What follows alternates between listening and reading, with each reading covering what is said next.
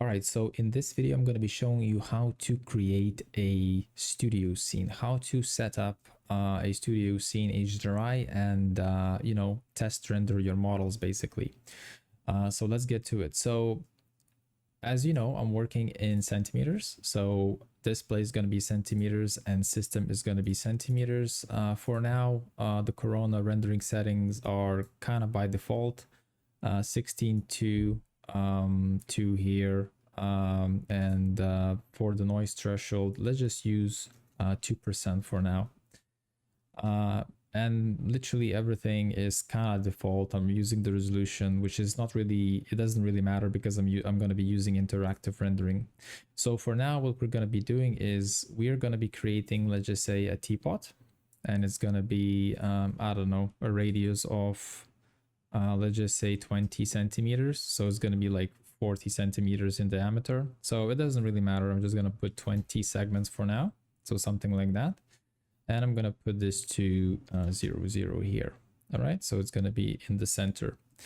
And what we can do is we can apply a Corona. I'm just going to delete these materials. I'm going to just apply a Corona legacy material, and I'm just going to make it white, right? I'm going to make it white. And the second thing I'm going to be creating is a Corona camera. So I'm just gonna, you can create it from your view, but I'm just gonna drag it here from, and I'm just gonna call it free. So I'm just gonna go into the camera by pressing letter C, Control F to frame it. And I'm just gonna walk a little bit and do something like, something along that line, right? So I would see the shadows and everything, right? So something in the center.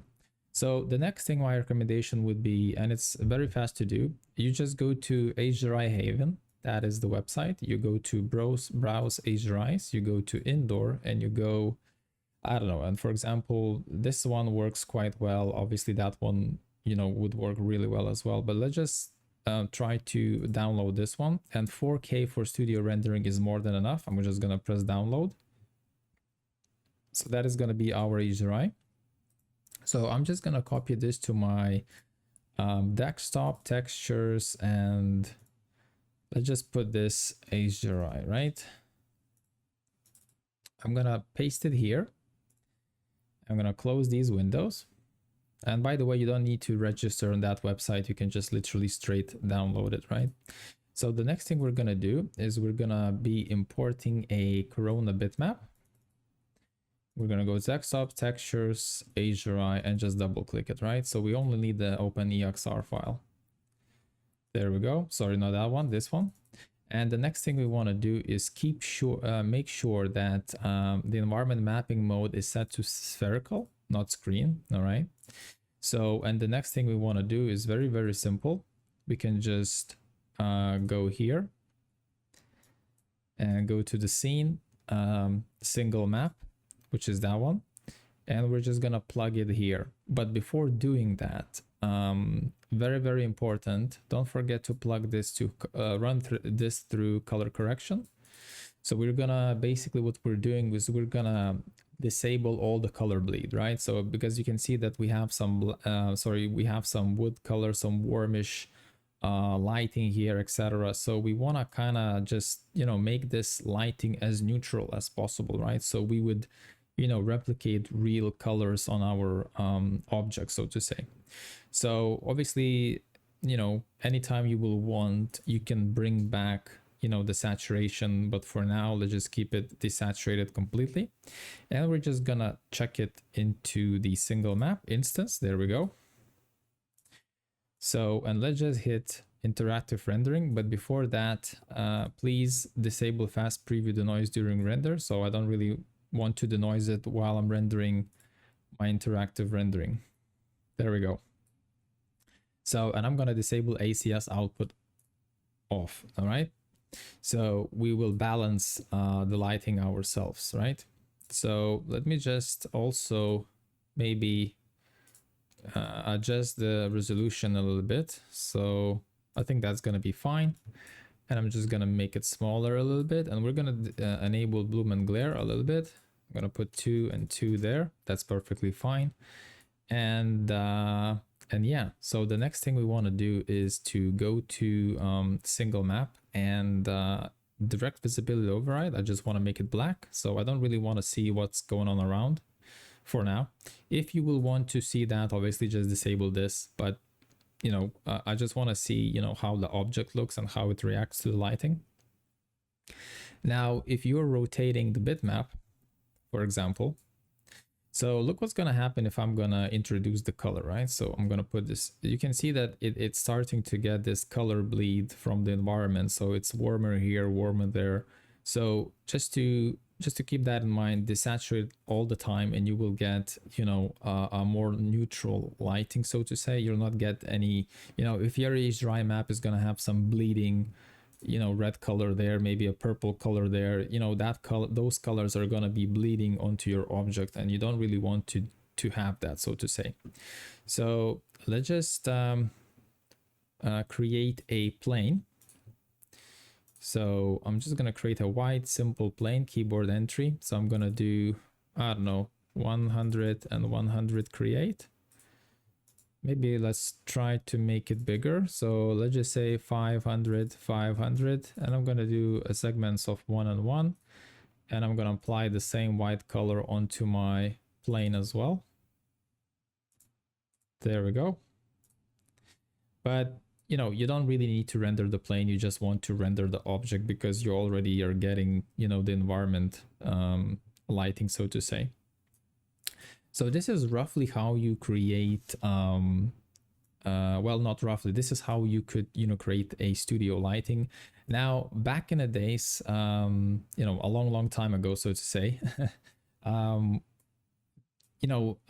a lot of people were creating HDRIs, and there were not any good, studio HDRI maps. So usually what people was trying to do is they were adding literally V-Ray planes, or obviously Corona was after it, but they were adding, let's just say, Corona planes, and recreating the studio lighting, so to say. So they were doing it manually, and it does take a little bit more time, and the reflections not always were really nice as well, because when you're using a real surrounding HDRI, it's just the reflections, everything. It's gonna give you a better, more realistic result. So let's just say you would be shooting, a real object in a real studio environment. Obviously, you're gonna get, those nice, realistic reflections, etc. Now, when you're recreating something very fake, some things might, look quite fake as well. So, for example, if I'm gonna create a simple mirror chrome-like material, so I'm gonna put 30. And I'm gonna chuck that onto my teapot. So as you can see, the reflections are quite realistic, and everything is working quite nicely. So I'm just gonna blur this a little bit. There we go.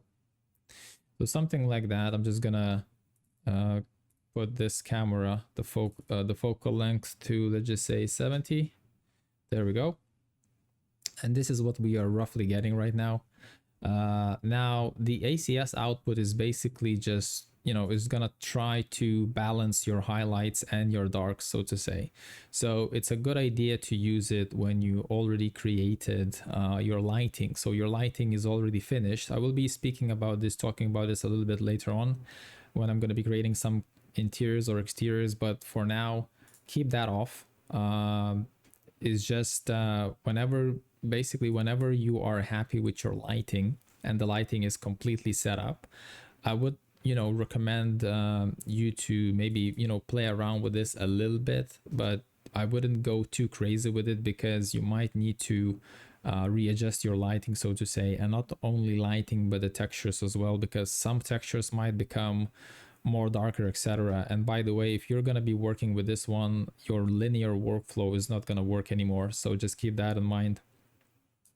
So my suggestion would be to not using this for now, and just playing around with your lighting, so to say. So for example, that HDRI that we have here, we can always go down and adjust the lighting intensity if we need to. So if some areas are burning out, etc. And you also have this so-called where is it? Um,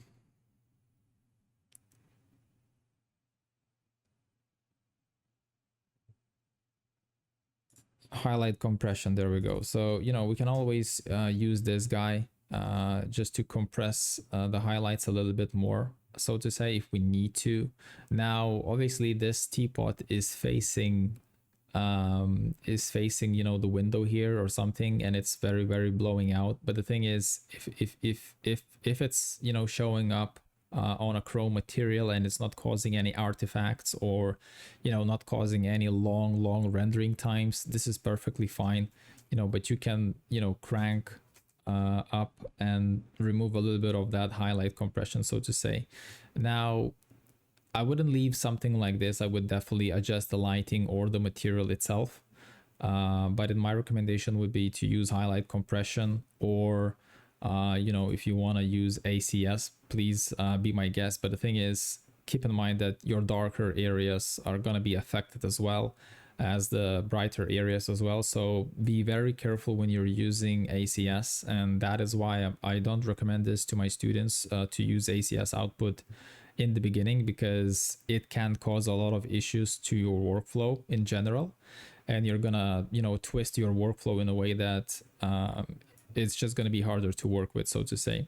So I think for this option, if you're having a lot of blowing out the highlights, adjust your lighting first. So remove your lighting, so to say, just the intensity, sorry. So for example, you would go here and remove the intensity a little bit, or balance it with highlight compression. So you don't need to remove this completely. This is perfectly natural and normal, as long as it's not causing any issues to your scene rendering times. This is perfectly fine. And you have bloom and glare on top, that it's masking this problem a little bit more, because if you're not going to be using bloom and glare, you're gonna get very well a lot more sharper results, so to say. So to use bloom and glare, a little bit of those flaring areas is always a good idea. So you can even use values of 1 and 1, so just to make it a little bit more realistic, so to say.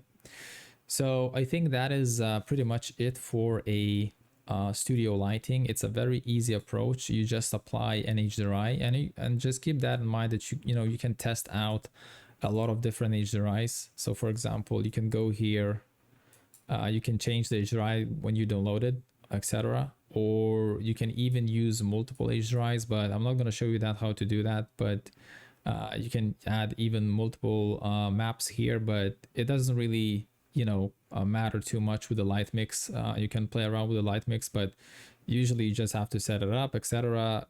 I would just if you would have a different HDRI, what I would do is literally just plug it here and press instant. That's it. That's pretty much what you need to do.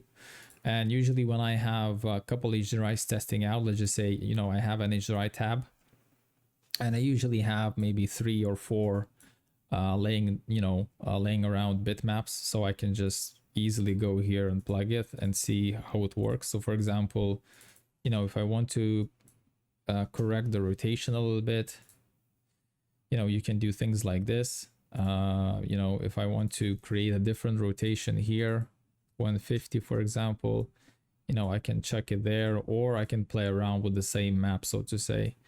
So I would just go here and just rotate and see what I would want to get from my image, so to say. And yeah, that's pretty much it for this tutorial. Thank you very much for watching. And like I said, if you have any questions, or you didn't understand anything, or I was too quick of showing this, please leave that in the comments. And yeah, I will try to answer your questions, so to say. So thank you very much, and see you in my next video, guys.